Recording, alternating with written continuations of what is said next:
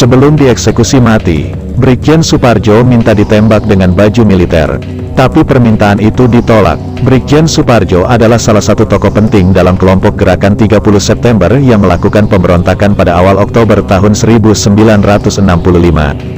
Kelompok gerakan 30 September ini pula yang jadi pelaku penculikan dan pembunuhan para jenderal pimpinan teras Angkatan Darat pada dini hari tanggal 1 Oktober tahun 1965.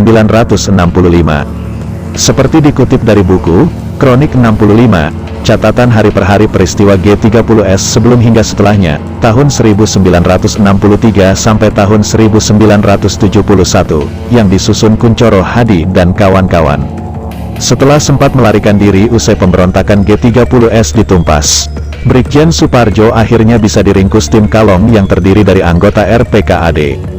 Brigjen Soepardjo ditangkap tim Kalong pimpinan Kapten Suroso pada pukul 5.30 pagi tanggal 12 Januari tahun 1967 bertepatan dengan hari Lebaran. Pada tanggal 12 Januari tahun 1967 jam 5.30 waktu Indonesia Barat, ex-Brigjen Soepardjo bersama anggota Komite Sentral Partai Komunis Indonesia, CCPKI, Anwar Sanusi berhasil ditangkap tanpa perlawanan dalam suatu penggerebekan oleh Satgas Operasi Kalong yang dikoordinasikan oleh semua unsur intel angkatan bersenjata. Mereka tertangkap di rumah seorang sersan udara di Pangkalan Halim, tulis Kunchoro Hadi dalam buku yang disusunnya. Kunchoro Hadi dalam buku yang disusunnya juga mengungkapkan pada tanggal 16 Januari tahun 1967 harian Kompas memberitakan pernyataan Panglima Komando Wilayah Udara 5 Komodor Udara Saleh Basarah yang menyatakan bahwa bukan Angkatan Udara Republik Indonesia, AURI, yang memberi perlindungan pada Soepardjo dan Anwar Sanusi tetapi oknum perorangan. Karena itu Saleh meminta perhatian masyarakat bahwa kesalahan itu milik perorangan bukan AURI. Lalu pada tanggal 17 Januari tahun 1967, harian Kompas juga memberitakan tentang keberhasilan Operasi Kalong. Selama dilaksanakan di Jakarta Raya, operasi yang dilaksanakan oleh Kesatuan Resimen Para Komando Angkatan Darat, RPKAD, yang bertujuan untuk menangkap sisa-sisa G30 SPKI, telah berhasil menangkap beberapa tokoh, seperti Naibaho dan Samosir yang merupakan pimpinan Harian Rakyat, Harjono Ketua Konsentrasi Gerakan Mahasiswa Indonesia, CGMI, Sujono Pradikdo dan Sudisman anggota Komite Sentral, PKI, Sukadi pemimpin Komite Daerah Besar, CDB, PKI Jakarta serta ex-Brigjen Soepardjo dan Anwar Sanusi.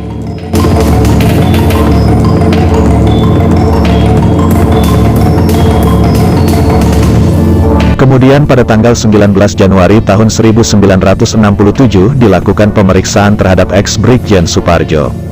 Pemeriksaan ini dilakukan oleh tim intelijen Angkatan Darat, AD, di Rumah Tahanan Militer, RTM. Setelah itu, sidang pertama dan kedua Mahkamah Militer Luar Biasa atas ex-Brigjen Soepardjo digelar di Gedung Bappenas, Jalan Senopati. Kunchoro Hadi dan kawan-kawan dalam bukunya juga mencatat bahwa pada sidang kedua terkait dengan G30S, ex-Brigjen Soepardjo memberikan argumennya sebagai seorang tentara. Kata Soepardjo, semestinya pada tanggal 1 Oktober, pasukan G30S menyerang markas Kostrad pada siang atau sore hari atau membom Kostrad. Soepardjo mengaku jika dirinya memang mendesak adanya serangan udara terhadap markas Kostrad.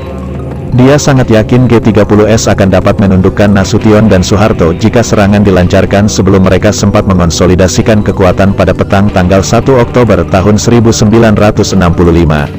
Kemudian pada tanggal 24 Februari tahun 1967 sidang ketiga Mahkamah Militer Luar Biasa ex-Brigjen Soepardjo kembali digelar. Dalam sidang ini, Soepardjo mengakui terlibat dalam G30S karena hubungannya dengan Syam Kamaruzaman. Soepardjo juga menjelaskan bahwa dia dan para perwira militer lain berpikir tentang bagaimana caranya melawan jenderal-jenderal yang anti-Soekarno. Pada tanggal 25 Februari tahun 1967, sidang keempat Mahkamah Militer Luar Biasa ex-Brigjen Soepardjo kembali dilaksanakan. Dalam sidang ini, Soepardjo menyangkal bahwa dia pernah diajak berunding tentang daftar nama-nama wakil komandan Dewan Revolusi. Soepardjo mengklaim namanya ditulis menurut kemauan mereka, yakni Syam Kamaruzaman dan Pono. Soepardjo juga menyangkal bahwa dia pernah menulis analisa tentang kegagalan G30S serta menyangkal bahwa Sudisman pernah memintanya untuk menulis semacam otokritik.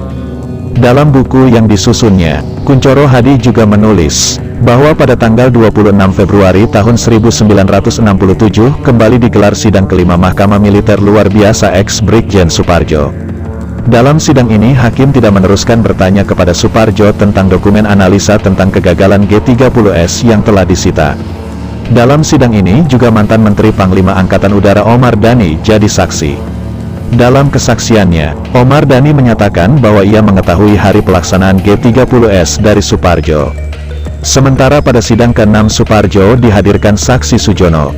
Dalam sidang, Sujono menerangkan dengan jelas bahwa benar Suparjo yang bertindak sebagai pemimpin delegasi G30S ke Istana pada tanggal 1 Oktober tahun 1965 untuk menghadap dan meminta dukungan Presiden Soekarno. Sedangkan pada sidang ke-7 Suparjo dihadirkan saksi AKBP Mangil dan Kolonel Saelan. Dalam kesaksiannya, Mangil menyatakan bahwa keputusan mengungsikan Presiden Soekarno ke Halim sebagai tempat yang dipandang paling safe diambil oleh Kolonel Saelan. Kesaksian ini dibenarkan oleh Kolonel Saelan. Pada bulan Februari tahun 1967 kembali digelar sidang Mahkamah Militer Luar Biasa ex Brigjen Suparjo. Dalam sidang kali ini Sujono Pradikdo alias Sastro Prawiro diajukan sebagai salah seorang saksi. Dalam kesaksiannya Sujono mengungkapkan bahwa gerakan 30 September memang dicetuskan oleh PKI. Sujono menarik kesimpulan seperti itu berdasarkan kata-kata yang pernah didengar dari Syam Kamaruzaman sebelum G30S. Bahwa akan ada gerakan dari perwira-perwira yang berpikiran maju melawan Angkatan Darat dan juga kata-kata yang pernah didengarnya dari Jaswadi sebelum G30S. Bahwa DNIDIT pernah menyatakan daripada didahului lebih baik mendahului. Hal inilah yang makin memperkuat kesimpulannya. Dalam kesaksiannya Sujono juga telah membongkar identitas Syam dan Pono. Sujono sebagai anggota Biro Khusus ini mengetahui bahwa Syam menjabat sebagai Ketua Biro Khusus. Sedang wakil ketuanya adalah Pono yang sebenarnya bernama Waluyo. Menurut Sujono tugas dari Biro Khusus adalah membina dan menarik simpatisan-simpatisan PKI di kalangan angkatan bersenjata. Sementara pada sidang ke-11 ex-Brigjen Suparjo yang digelar pada jam 20 waktu Indonesia Barat, Sujono yang kembali dihadirkan sebagai saksi dalam kesaksiannya tentang G30S mengatakan jika ia menjadi penghubung antara Suparjo dengan anggota Biro Khusus PKI. Kemudian pada sidang ke-13 Mahkamah Militer Luar Biasa ex-Brigjen Suparjo, Auditor Letkol CKH Subari setelah mempertimbangkan fakta-fakta persidangan serta hal-hal yang memberatkan dan meringankan terdakwa menyatakan bahwa ex-Brigjen Suparjo menjadi tokoh utama G30S dan mencoba melakukan penggulingan kekuasaan. Auditor pun menuntut ex-Brigjen Suparjo dengan hukuman mati. Kuncoro Hadi dalam bukunya mencatat pada tanggal 6 Maret tahun 1967 digelar sidang ke-14 Mahkamah Militer Luar Biasa ex-Brigjen Suparjo. Dalam sidang yang digelar sejak pagi hari, Suparjo membacakan pledoi pembelaannya dan menolak semua tuduhan yang ditujukan kepadanya. Kemudian pada sidang ke-15 yang digelar pada petang hari, Auditor penuntut Subari tetap pada pendiriannya dengan tuntutan hukuman mati bagi ex-Brigjen Suparjo. Sampai akhirnya eksekusi mati terhadap ex-Brigjen Suparjo pun dilakukan.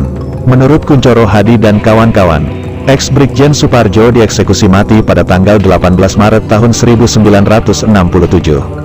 Mantan Jenderal Bintang 1 ini dieksekusi mati di Cimahi, Jawa Barat, ketika eksekusi Suparjo berpakaian serba putih karena permintaannya untuk memakai pakaian seragam militer ditolak. Sidang vonisnya sendiri terjadi 9 hari sebelumnya.